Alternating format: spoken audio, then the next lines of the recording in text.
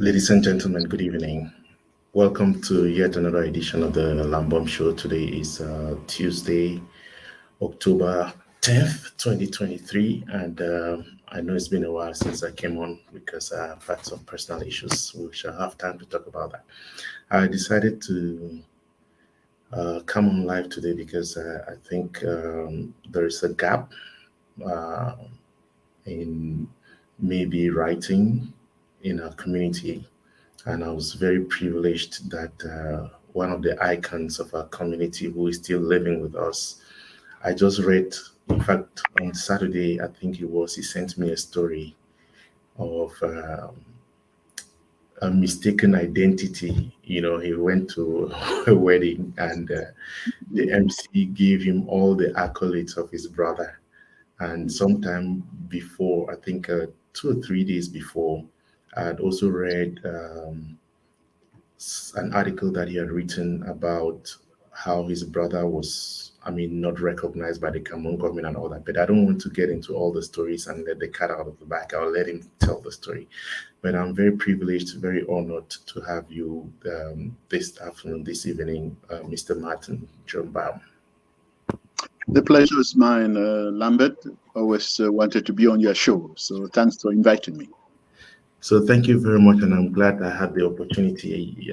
I think you should be on every show that is in Cameroon, Africa, the world, because I think you incarnate a lot of the values that we need to be, inculcating. But let's start from the end, because I think the latest book you just wrote is a memoir, and it's That's a memoir.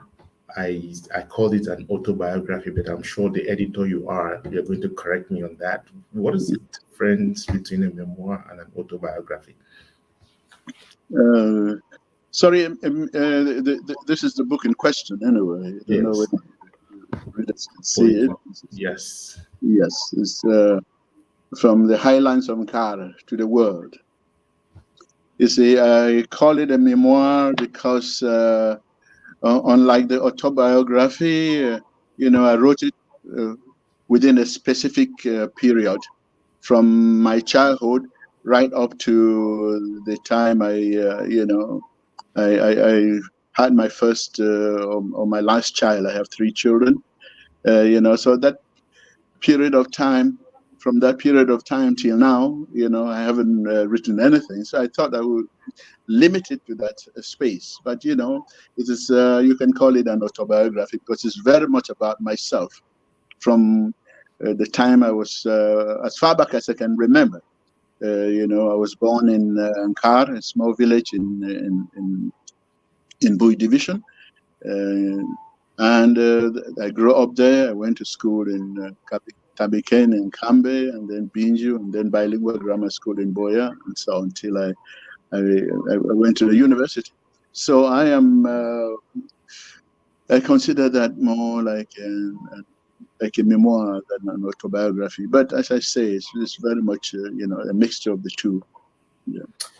So again, I think it's important. I know when talking to people like you, one has to be careful with his choice of words, because I don't want to get that. But I really want to say thank you for that, because even though we don't have a reading culture per se, and when I say we, I'm referring to in general our Cameroonian public, Right. to a certain extent. Maybe the African community. Yes, for sure. But I think even though we don't have that, it is important to have this. My dear friend, Father Eugene Katete, right. we used to moan at the fact that Archbishop Paul Vertekov died without writing something substantive. Right. And we thought that was a great loss to our church. And so within that background, I really want to commend you for taking the time. And that is why I honestly wanted to jump on it. I'm going to put up the link so that people, is both on Amazon. You also have a soft copy of it, and you can also get it. I think it was published by Spears. Spears Media, yes, in Colorado. Yes. Yeah. So what motivated you to write the book? I think you touched a bit on it there when you said, you and Father Eugene had been, a little sad that someone like Archbishop Paul Verdukov, the great intellectual that he was, didn't really leave anything behind. And he was not the only one. you know, uh, Professor Bernard Fonlon, whom everybody talks about and acclaim and so on, did not really leave anything substantial behind in terms of his autobiography. And neither did my brother Kenyo Jumbam. He didn't write anything about his life. So when you look around, especially in Cameroon, you have really very few people who have sat down to write about their lives. So I thought that, and I had written an article really a long time ago, bemoaning the fact that our politicians were leaving the scene without actually leaving behind a biography, or an autobiography, their story in their own words. I remember in that article I mentioned Dr. John Gofoncha, EMS Endele, and a number of the politicians we knew in those days. This is something I wrote back in the 70s, and so I thought to myself, listen, I'm always kind of hoping and wishing that people will leave behind their autobiography, the story of their lives written by themselves. Why don't you do something? Not because I have anything really spectacular to reveal to the world, no. But I think that as a writer, I have that debt to my readers to tell them who I am, and that is what came up with this. And when I brought the idea to my publishers, Dr. Jude Fokwang and his team, they were quite excited about that. They said, yeah, okay, go ahead with it. And Lambert, the story of my life, I have written bits and pieces of it over the years. Something happens and I happen to be there, and I put it down in writing. So when it came for me to write I kind of just put all those bits and pieces together, and so it came out with this, with my autobiography. I was a lax Catholic. I had fallen out of the church for so many years. Then, by chance, I ran into Christian Cardinal Toomey, who was Archbishop in Douala at the time, who organized a march in 1993, 1st of January 1993. And I took part in that march more because I wanted to write a story for a newspaper I was stringing for in Boya, Cameroon Life magazine. But then during that march, something happened which touched me profoundly and brought me back to the church, which I had left a long time before. And then, Cardinal Toomey, and I wrote that story, was serialized in Cameroon Panorama. Cardinal Toomey saw it, then called me, invited me to his house, and we set it up.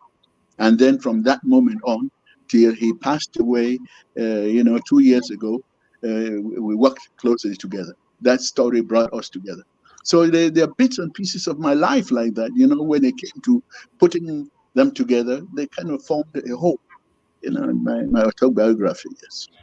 So, that's the strangest part of the story that I've heard today, that you're a lapsed Catholic, because again, I had to struggle to find out you are actually running two sites simultaneously. There's Beats of Memory and there's martinjumbam.net.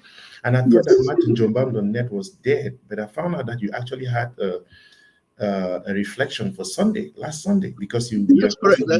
I still have a reflection that has been running. You mentioned Beats of Memory. I have it here. Beats of Memory, still by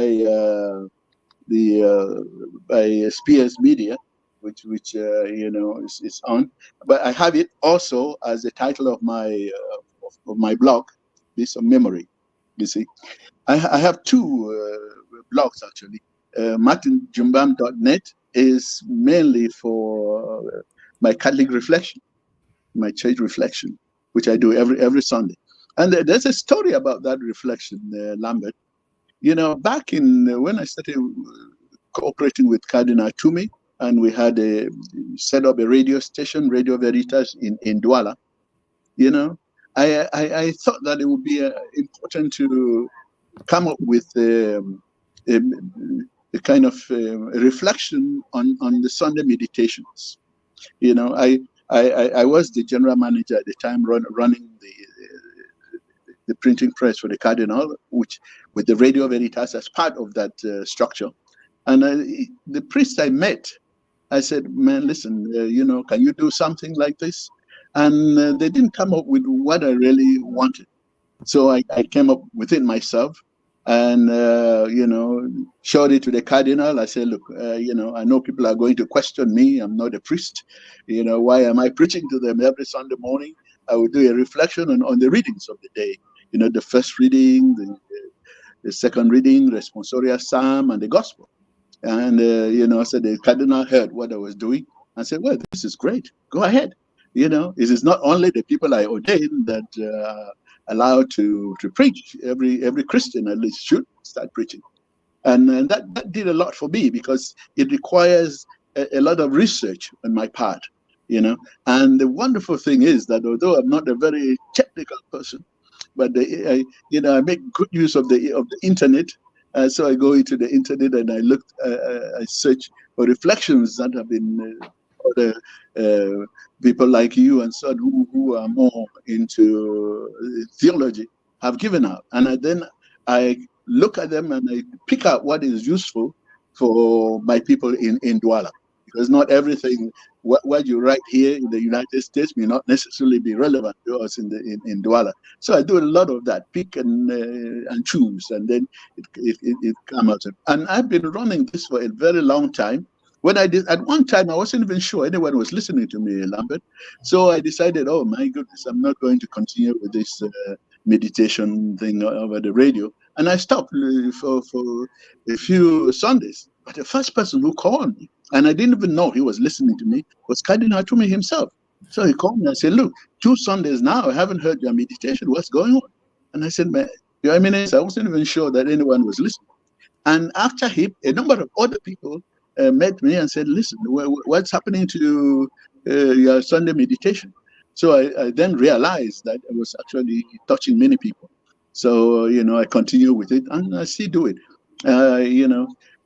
Even when I'm out of the country at the moment, I'm talking to you from California, but I continue, to do the meditation. I'm actually preparing the one for next Sunday. But, since the years come, the year A, B, and year C, I don't do it all over again. I go to the past meditations and I look through and I see, hey, how can I update the meditation? And that's how I've been doing it, and it's been going well so far. Many people do it, and they like it. Yes. I don't want to ask whether you have made any money from that because the answer is pretty much clear. But let's go back to the beginning. Yes. You're a writer. And your brother, Martin Jumbam, was the one that was better known.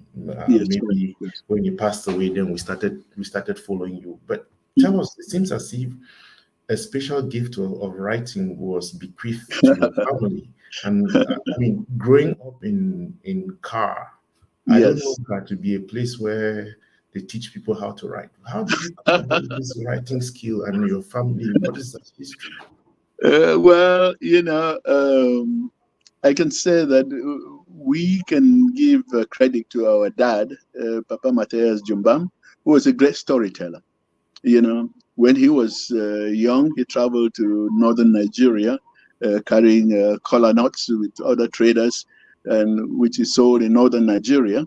And then, each time he came back from northern Nigeria, he had all these stories to tell us. He spoke Hausa beautifully.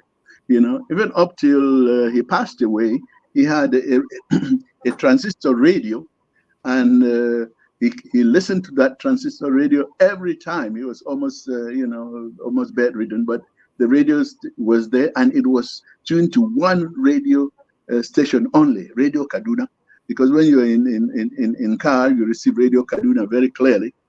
So he listened to it, And he would tell us the stories. He was speaking Hausa, and he would tell us what they are saying. And each time he traveled, he came back with one story on another. And then as we grow up, all those stories just kind of remain in us. And then I realized that, then Kenjo started writing, little booklets and articles in the different newspapers in those days. And each time I looked at what he wrote, I said, hey, I can also write like this, an idea comes to mind. I say, yeah, let me try to express it. And I remember writing some poems when I was in the Federal Bilingual Grammar School in Manoa Bay in Victoria in those days. And I was on vacation in his house in Bamenda. And I wrote some poems. It was kind of idle. It was raining and so on. So I showed it to him, and he was quite excited. He said, hey, this looks good. And from that, I got the courage to start writing those little poems. And by the way, I sent some of my poems to the BBC. There was a BBC poetry contest back in those days, I think late 60s or early 70s, I don't remember exactly when. And, 2 of my poems were read on the air.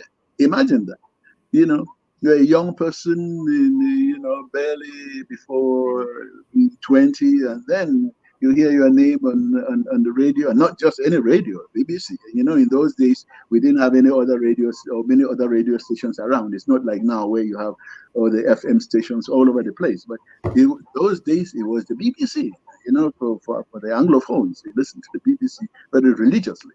And then my poems were read on the air. And I remember my English teacher in the Federal Bilingual School, a man called Mr. Miller. He was an Englishman, who told everybody in class, hey, this is a man who has written poems that have been read on the BBC. I mean, that was quite a massage of my ego.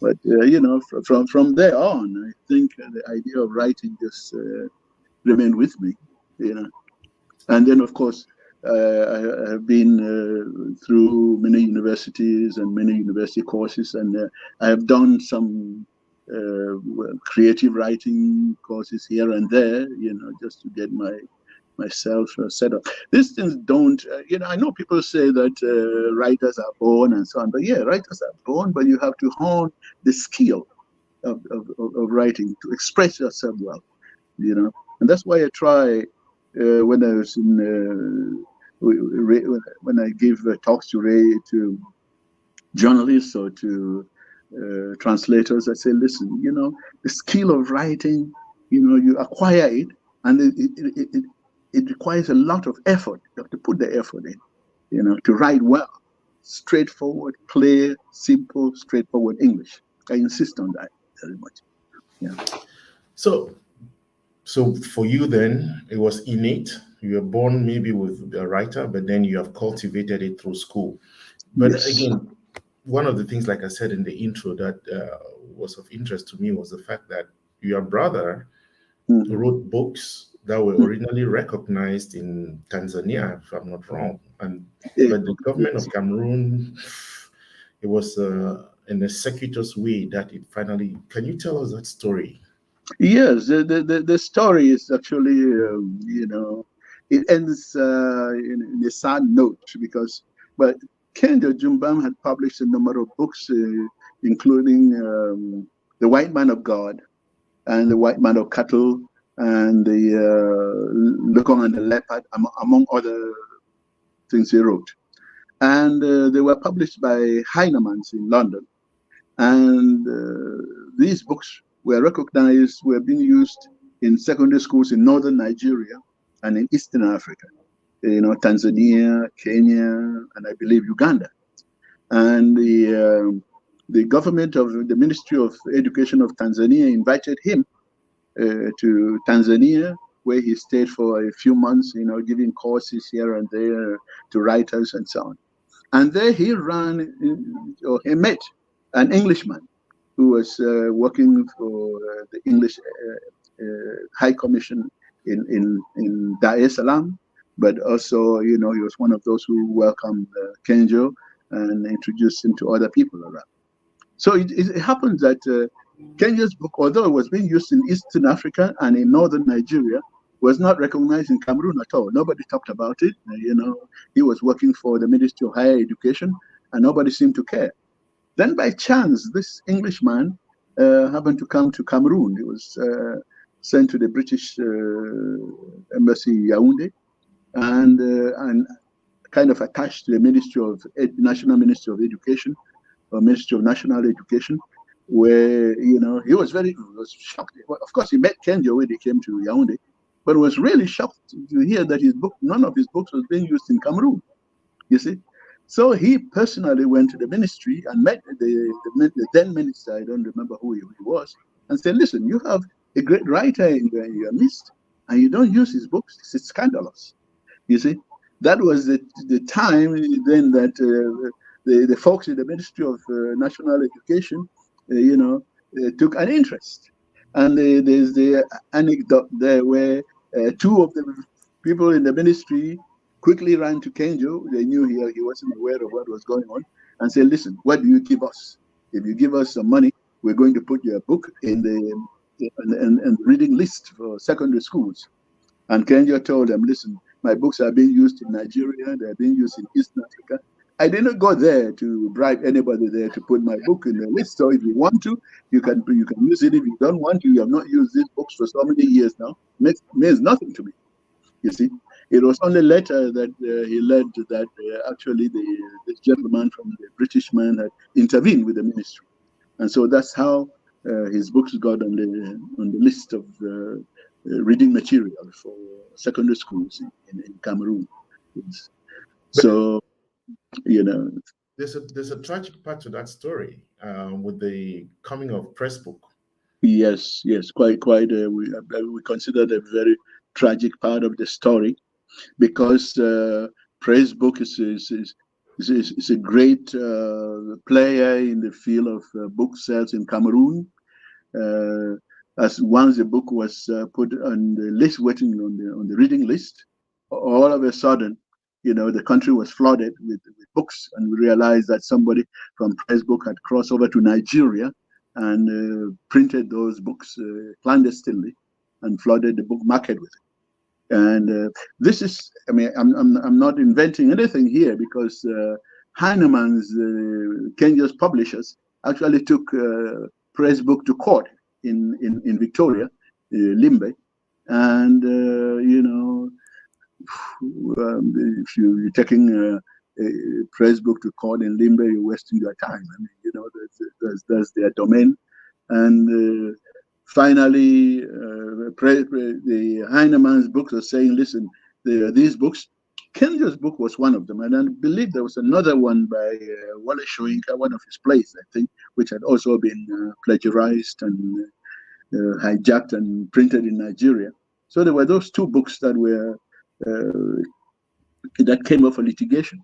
But then, with time, I was really sad, because my brother then was quite ill, and he had to travel from Car. He was already retired, very ill, to Limbe a good number of times, to be present for that the court case.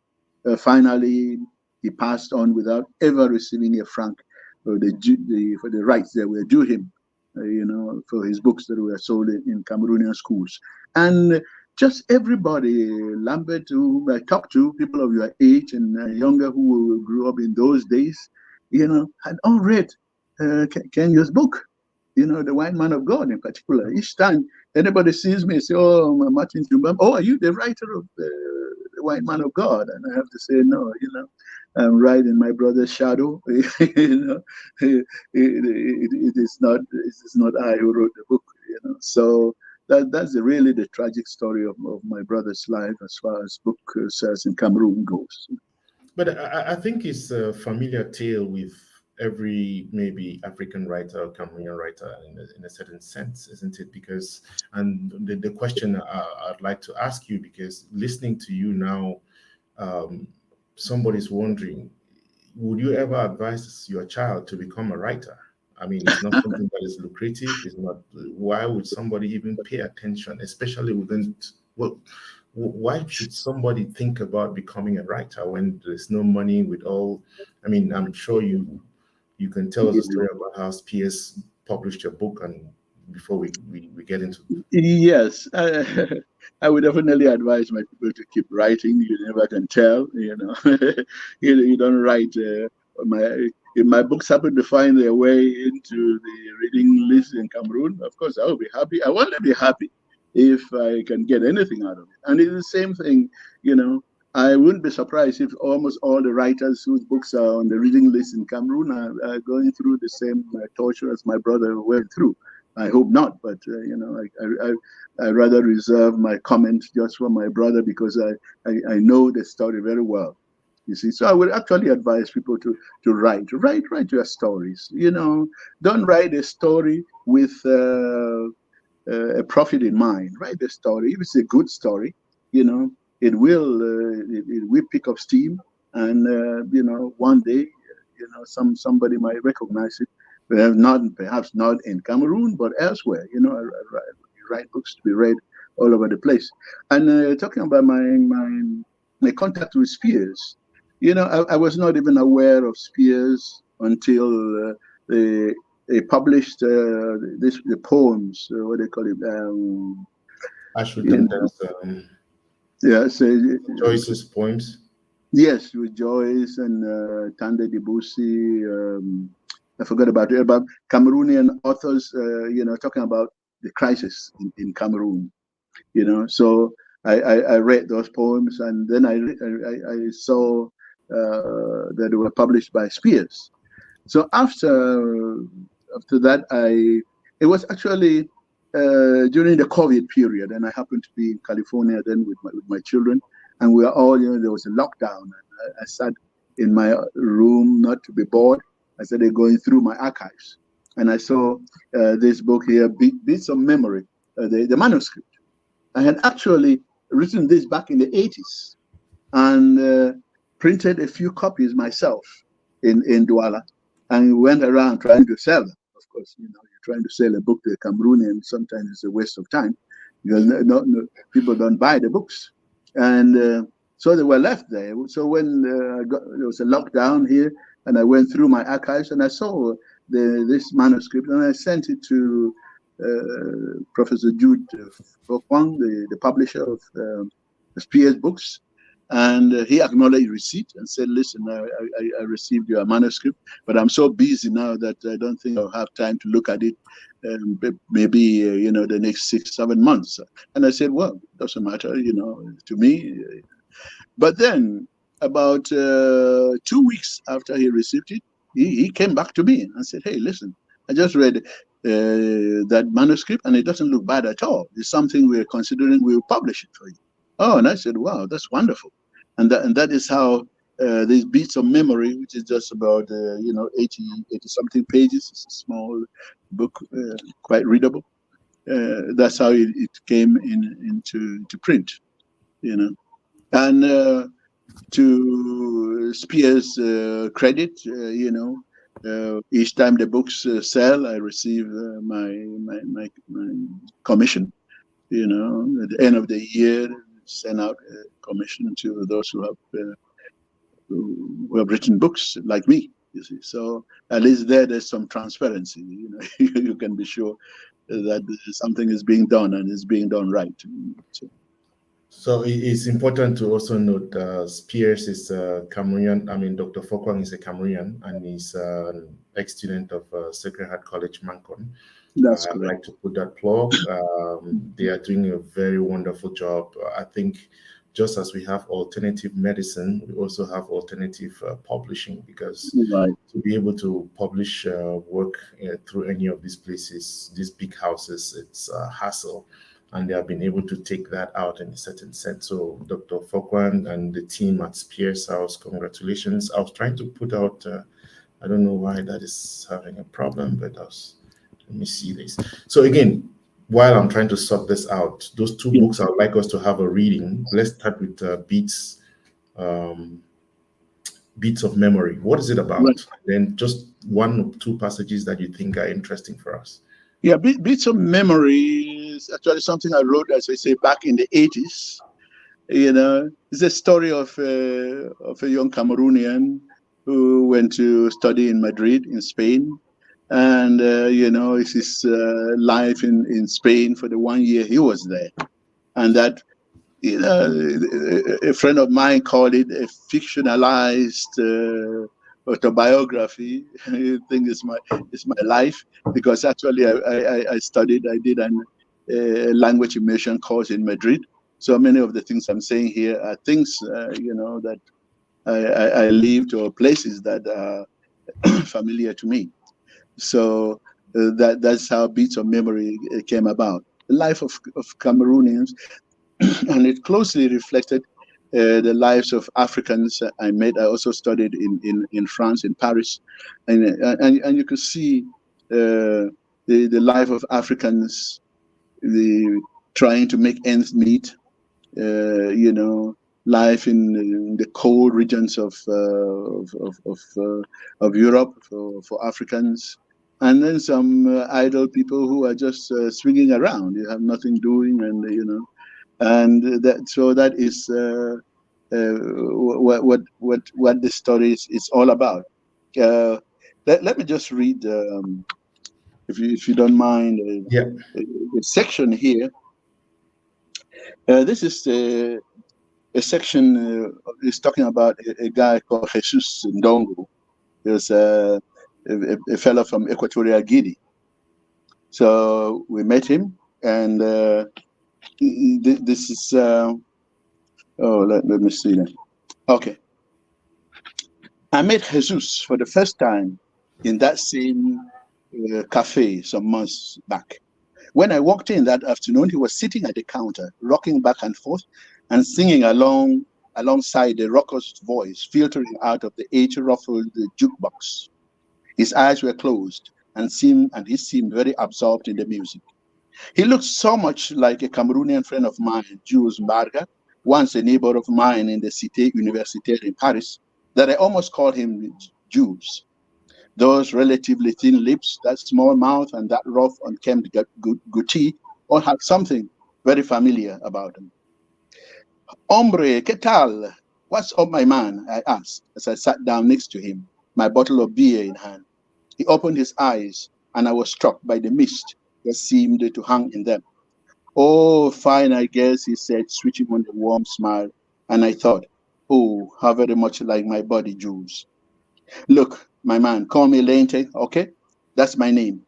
If you feel like adding another one, Basha will do just fine, I said, feeling the soothing sensation of beer fondling my stomach.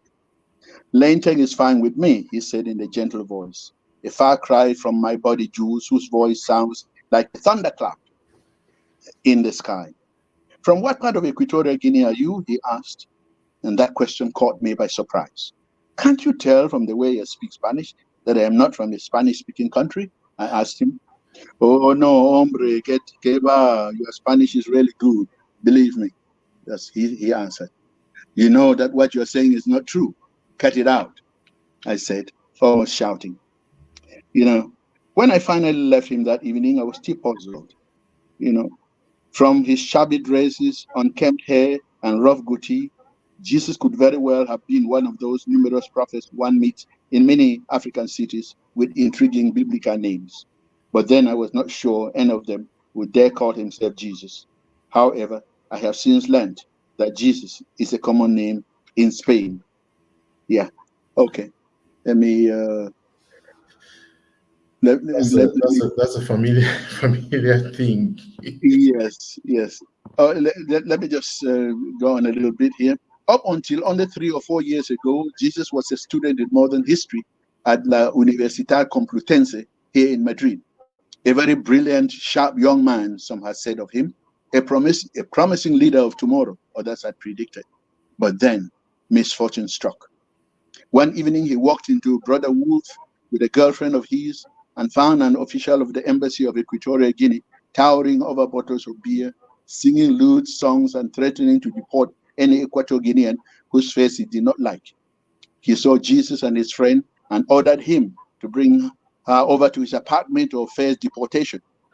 Jesus angrily retorted that he was not a pimp, that his girlfriend was not a whore, and that diplomats of his caliber were certainly a disgrace, not only to their individual countries, but to Africa as a whole. The stunned diplomat then told Jesus that he would be hearing from him very soon. Word reached home through diplomatic channels that Jesus was planning to overthrow the government of Martin Jumbam with the aid from missionaries recruited in Madrid. One morning, a group of armed young men, 10 in number, arrived in Jesus' village, not far from the frontier with the Republic of Cameroon. They hastily assembled the stunned villagers in an open field, dragged out Jesus' father and brother, men in their 70s from the group, and accused them of subversion. The gun-toting men claimed that the old men were trying to topple the government and make their son Jesus, who was hiding in Madrid, the president. They even claimed that the old men had been heard boasting that they would become ministers in their son's government. Witnesses did not fail, however, to mention that the two men were stark illiterates who did not even understand words like subversion, ministers, and what they really meant. You see, so that is a tragic story of a young man, whose parents were killed, and who fell into depression, took into drugs, and so on. So that is it actually reflects a young man I met there, not exactly like this, but and usually meet so many of such people I met many of them in Paris and in Madrid. Some of them Cameroonians in Paris, by the way, who have spent years and years there, and all they tell you is over to pays là, rien là-bas, and things like that. So a very familiar story, yes. Good. So for those who are watching and those who come up later, this is an hour that I'm spending with a writer who should have been writing or sleeping to think. The best thing you can do for him is just go get one copy. I've put the link there. Okay. spearsbooks.org. If you go to spearsbook.org, you see Beats of Memory. You want to get a copy of that book? Let me see. That's It's right. $18. Yeah. It's Okay. $18. $18. Appreciate $18 in America. Let's see how many bottles of Heineken for those of you who drink. But you can spend $18, and I want you to make it just let's do $40, okay? Because I want you to buy the two books. Yeah, right. Yeah. Let's get to the other one. Yes. From the highlands of From the Car highlands on Car to the to the world. world. And That's there's something that is happening this year that is kind of interesting because Father Eugene Carr, also Kadiza, just wrote a book and he's telling stories from Car. Yes. Father Humphrey Tata just wrote something and for African traditional religion, and there's in Car. So there's something about that little village Car that has produced so many giants, and everybody's trying to. I mean, let's hear your own version of the Nka stories. Yes, in Car, I actually, when I was writing this, my memoirs, I knew that people would be wondering, where is Nkar? Wait a minute. And actually, when I sent out flyers about my book, that was the story. That was the question people were asking. Where is Nkar? Nobody had heard of it. It's a small village. And I say, well, it is my village. Okay, let me, my memoir start this way, actually. How much of my childhood days do I remember? Not much, really. Nkar village, where I was born and where I spent the first 13 years of my life, was then just a small village of a few hundred inhabitants, located exactly 55 miles north of the German fortified Bamida station on the famous but lightly neglected Ring Road in northwestern Cameroon. In those days, two sometimes diametrically opposed forces rubbed shoulders with each other, at times lovingly, but at other times not so lovingly. There was Nkar before any contact with the white world, Nkar of traditions, ruled over by the Fonom Nkar, the perpetrator of the centuries-old rule that streamed down from our ancestors, a rule that dictated the law, rewarded the afflicted, and imposed the sanctions on the guilty. Beside it stood the recent arrival in the village, the Catholic Church and a school, at the head of which sat a Dutchman nicknamed for one strange reason or another, Faranji. He was a member of the Mill Hill Missionaries, a London-based missionary society that had taken over control of the Catholic missionary activities in the British Cameroons from the then predominantly German-dominated Palatine Fathers. Come to think of it, even though I am not writing about the politics that played out in the world before my birth or shortly thereafter, it now dawns on me that Father Nji's presence in my village carried powerful political religious statements which none of us had ever thought about. He was there because Germany had lost the First World War to Britain and France. The two victors had jubilantly shared the German colonies in Africa between them. The then Cameroon was one such colony which the victors sliced in two, France smilingly walking away with the bigger chunk, and Britain taking a smaller share, which is sullenly tucked away into the underbelly of its larger neighboring colony, Nigeria. And that is how the British Southern Cameroons became a forgotten speck, lost in the then colonial world, which was largely dominated by the British Empire, the empire over which we were taught to sing in school, the sun was never supposed to set. Those were the days when Britannia ruled the waves. You see. So let me just go on a little bit there. One of the first decisions the British and the French took in their newly acquired colonies was to expel not only all the German political administrators, but also the predominantly German-dominated Palatine Fathers.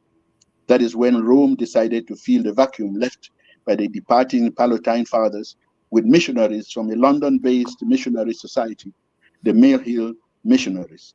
Father Nji was one of them, and that is how he found himself the pioneer parish priest of the St. Mary's Catholic Mission of my village, Nkar, in the late 1940s. You see, so that is writing my memoirs. I wanted my readers, first of all, to know where I come from. You know, I located myself in a geographical location in Cameroon, and within the historical perspective, because there, with the Germans having come in, and the presence of the Germans were felt even in Kar or in So as a whole, with the Palatine Fathers having come to Chisong and I think to Njinikom and all the areas in the northwestern Cameroon. And then, of course, once Germany lost the war, you know, even people in the small village like Kar felt the effect of it, in that, you know, the Palatine Fathers were expelled and another group of fathers came in with their own eccentricities and so on. You see, so that is where, you know, I thought I should start my memoir. Right. So I wanted to interject to say, you know, you and I can talk about the politics, and that will take us a different, you know, I'm happy that you started off the memoir by that historical setting, because history is situated within a particular geography. It's not something that you are imagining. And I think that flavor, that color you add to it is important.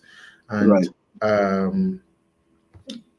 I mean, I've not read a copy of it, but I'm wondering, I'm trying to think through, you know, what your family life has been from Car. You seem to have become a citizen of the world, because I would say for the last 20 years you have lived in Douala. At least the last 20 years, I'm talking about the time that at least I got in contact with you. Yeah. You have lived in Douala, and then I was so surprised when I read your bio. You have been to almost every continent, if I may. I don't know about China. You studied in all this, and so you are like a child of the world. How did you come about moving around the world this way and then coming back to settle? Because for most people who travel out now, going back home is, I mean, it's not an alternative. It's unthinkable. That's really good, because you know, I studied in my village in Kar for, you know, right up to, I think, standard 3 or standard 4. Then one of my brothers, he was a Catholic teacher. He finished from Motengane, I think it was Regina Patches, called it Motengane, was sent to Tabiken. And, you know, as many of them did in those days when they take their younger brothers with them, you know, so he took me with him to Tabiken. We were in Tabiken for a year, and then we went to Binju in Kambe, you know. And then from there, I wrote the entrance exam into the Federal Bilingual Grammar School in Boya. I was actually admitted into Bishop Rogan College, by the way. You know, maybe if I went there, I don't know when you came there, you probably might have made. No, I might have graduated before you came. But you know, but I had the alternative to go to a Federal Bilingual Grammar School at the time, and I chose to go there, which was really a leap in the dark because you know, yeah, it was from all the way from Tabiken right into Victoria and into a forest 4 miles from Victoria, just by the sea. I mean, there were no people there, they're the students and so on. So I studied there until I got my O-levels. Then I went to Cas Bambili, where I did my A-levels, and then went to the then lone Federal University of Cameroon in Yaoundé. I think they call it Federal University in those days. It was the only university at the time. I went there in 1972, and you know, when I did a bilingual degree, French and English, you know, and it required that after 1 year, English-speaking Cameroonian students would go to France, French-speaking Cameroonians would go to England. That was how I began this backward and forward movement between Europe and Cameroon. We went to southern France, a place called Aix-en-Provence, beautiful city next to Marseille. We did a year there. We came back, and you know, when I got my degree, bilingual degree, I applied to be a translator and studied interpretation. Went to the presidency and sent another application to the National Assembly. Then the presidency called me up and said, "Well, listen, we have a scholarship, a 1-year scholarship for you to study in Madrid." There were about 3 of us from there. I had studied Spanish. I had Spanish at the O-level, but my Spanish was fairly rusty at the time. So I was very honest, and I told them, "Listen, my Spanish is very rusty. You know, you're sending me there is going to be quite a hassle." And I remember late William Bellem and a lady there called Madame Atangana, I think, a French woman, you know, said, "No, don't worry, just go. You know, you are young enough. Once you get there, it will not be a problem for you to pick up the language." You see, so I went there to Spain. I did 1 year, then went up to Paris. I was going to Paris to do the translation and interpretation in the university in Paris. I think they call it ESIT or something like that. But I wasn't successful in the entrance exam there. Everything was in French, and my French was not that good. And so I remember the person who was there who said, "Now listen, you have the potential to succeed. But my advice would be try a university in America, you know, instead of here in Paris, you know." And so I went to the people who were sponsoring me at the time, the Cameroon embassy. You know, things were still very good then. You know, so they asked me to register at the university in Paris, Sorbonne 3, where I did a master's degree in mainly in literature, in African studies actually. And then the year after that, I went to Washington, D.C., you know, Georgetown University School of Linguistics, where I did translation and interpretation. And then somehow there, I traveled to Canada, University of Alberta. It was, you know, it was more a very personal decision because my wife to be then was just completed her studies at the University of Yaoundé and was working in Gaoundéré, and I wanted her to come over to North America. And it was not very obvious in those days, you know, even to get a passport was a headache. Luckily enough, she joined me in Edmonton, and we studied there. You know, where she did a master's in education. I continued with my studies in comparative literature, you know, and then we started a family. And Lambert, in those days, Cameroonians were eager to go back home. Let me tell you one thing. The then High Commissioner in Ottawa, certain I've forgotten the man's name. He was quite an elderly man at the time, a very fatherly figure. He visited us in Edmonton, and then told us, "Listen, if you anytime any of you is ready to go back home, the High Commission is going to pay your way back." Yeah. We're talking about 1982 or 84, I think. And that's what we did. I was in a doctoral program, and it was getting too long. And since my wife had completed her studies, and we had our daughter was born then, and they said, "Hey, I'm going back home." And we packed our bags and we went back home. But it was all fully sponsored by the High Commissioner in Ottawa, in Edmonton. People were eager to go back. I know the case of Dr. Linus Asong, may his soul rest in peace, who was also a good writer, Right. but he was with us there in Edmonton. So I left a year before Dr. Asong and his family, Dr. Asong and his family came over. And as soon as he completed to the embassy, the High Commissioner then paid his way back. And we were all very happy to come back to Cameroon. Surprisingly, although now everybody is running away, but Yeah. it was a good place to be, back in those days. Absolutely. Yeah.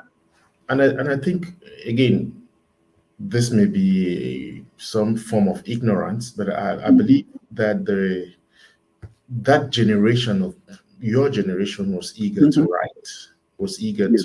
to leave things for posterity. Because again, I'm surprised you mentioned Linus, that you guys were together, because he too left a great repository of, Yeah. I think it's the Crown of Thorns. I don't remember what the title of that his famous work was. Yeah. But The Crown of Thorns and others. He wrote. but I find it now we don't have that culture, seemingly is disappearing. When I was trying to write a little intro for this show, I said we grew up singing one song. Storytelling is part of our culture, and we must Right. recount to our children the history of our forefathers.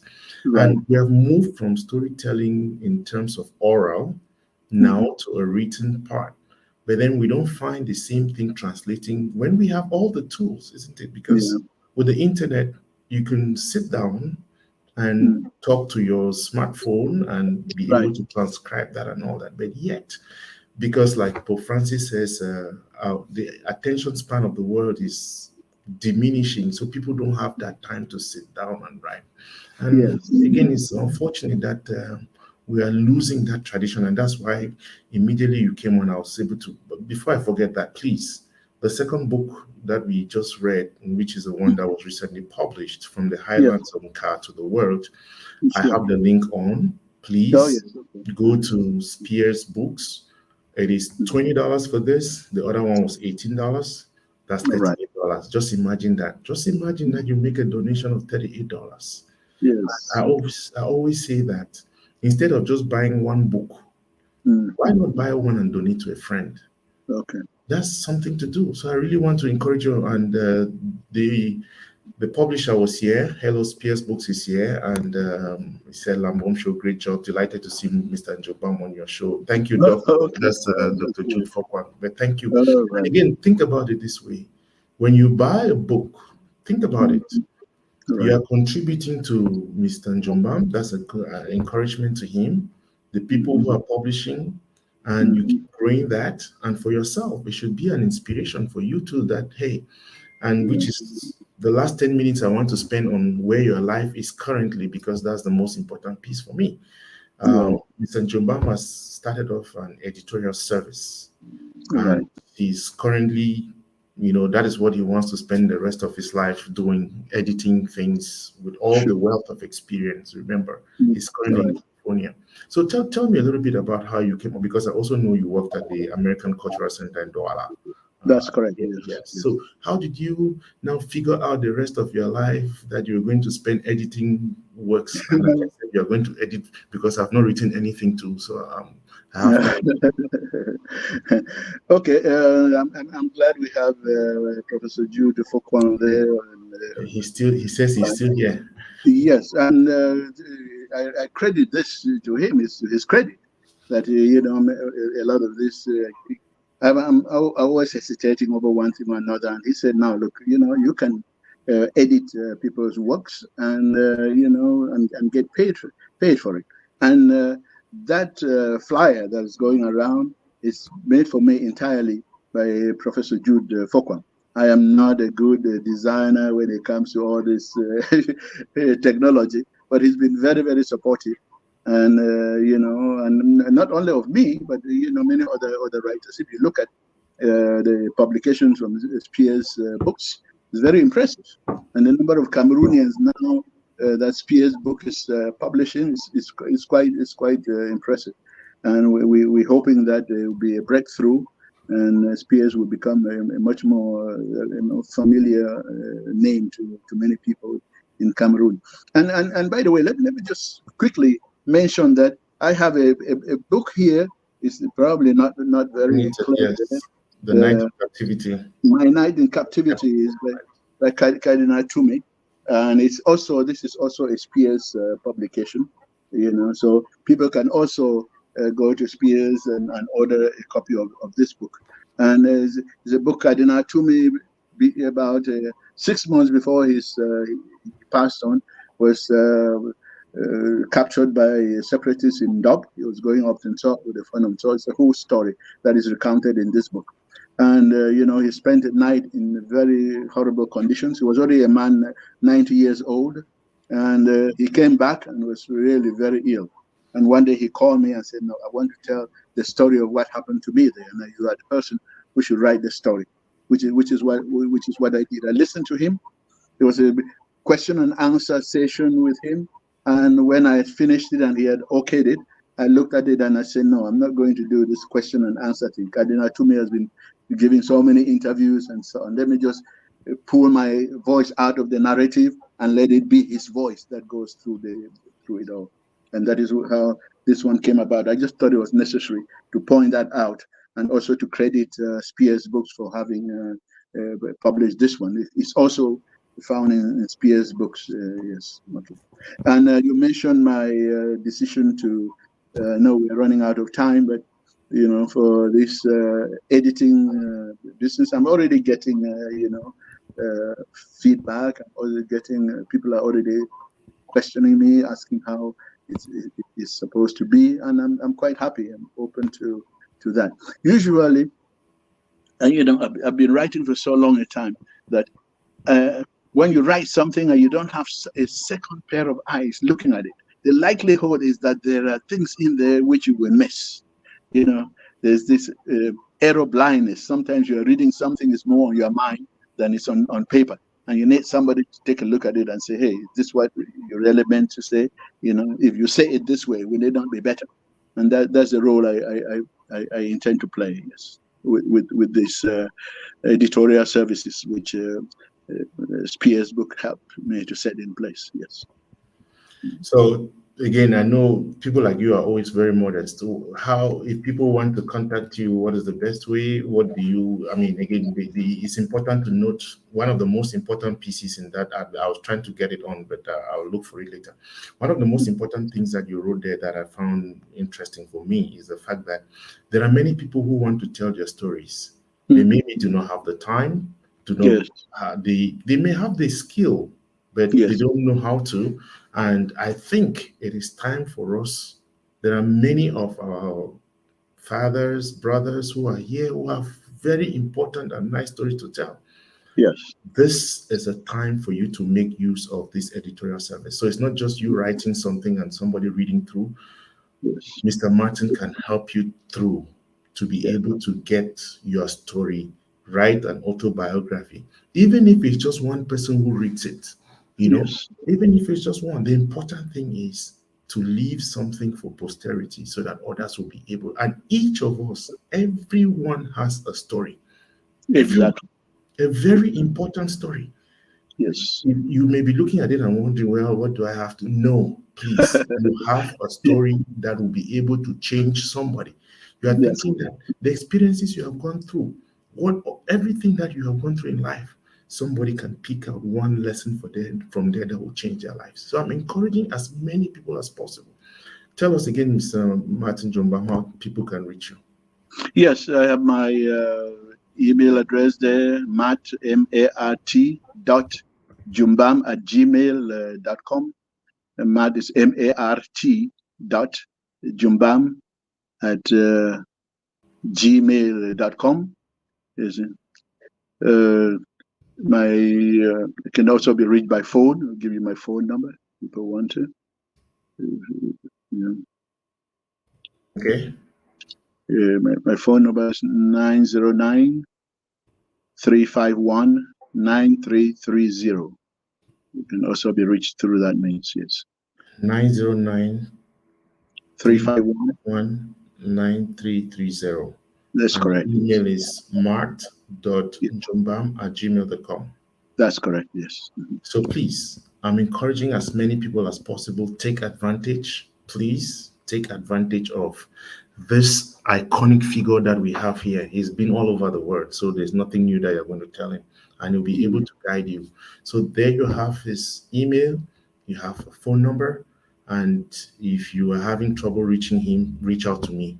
He is very responsive, and I want us to, every part of the process has been worked out for you. All you need to do is call him, arrange the price. If you don't know what to say, he will guide you through and you'll be able to take that. So let's not, we have taken away all the excuses. If you don't have time, that's okay. He has time for you. If you don't know how to write, he will help you through. Just tell the story, and that will, for a publisher, Spears House is there. They are ready at any time. Okay, so please, no more excuses. If at the end of next year we have published 12 biographies, that would be great. Oh, certainly will. That would have gone, people would have gone away with that. So I really encourage as many people as possible. And again, I also want to come back to this because there's no use having Mr. Njombam with all the experience, all that he has done to serve us. My space was not big enough to put the third book, but the books that we read today, Beats of Memory, is $18. From the Highlands on Car to the World is $20. And the third one, which is the one of Cardinal Toomey, My Night in Captivity, which Night I in Captivity. authored with him. Yes, that too, I think that's $18. So just again, Jude, please, I know 18 is 36 plus 20 is 56. If somebody wants to buy all three, can you give a discount for $50? Jude, I know this is not a good thing to ask, but I would like to, on behalf of my show, say give us a $6 discount for somebody who wants to buy all three to just get a $50 and they'll pay the mailing costs. Well, that's a humble. It's a good thing Spears Media is listening. Yeah. Professor Pakwan is listening, so he handles that end for me. Right. I'm addressing him directly so that he should be able to give me that discount so that I can get as many people to get those 3 copies. Okay. Good. Yeah. So there we go. We have a deal there. So if you are getting all 3 copies, you get them at $50 instead of $56.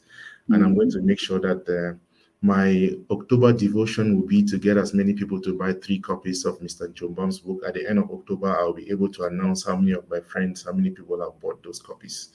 Wow, that's great. Any last word, Mr. Jumbam? Again, well, thank you very much. Just to thank you, Lambert, for bringing me on.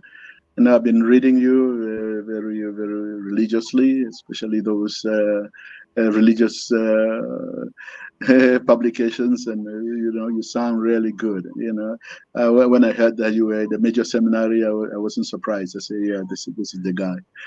So continue your good work, man. It's influencing us also very, very much. And I thank everyone on your show, especially those who are going to get your advice and buy my book and other books from Spears Media. So thank you very much for having me. God bless you. So thank you very much, Mr. Martin Jumbam. I've been listening to and watching. I've been in conversation with Mr. Martin Jumbam as an editor, a writer, an interpreter, a translator, and now he's focusing his energies on editing work. So if you have anything that you want edited, anything, English, French, Spanish, I don't know, maybe in Lamsa too. I don't want to talk about other languages, but mostly those. But anything.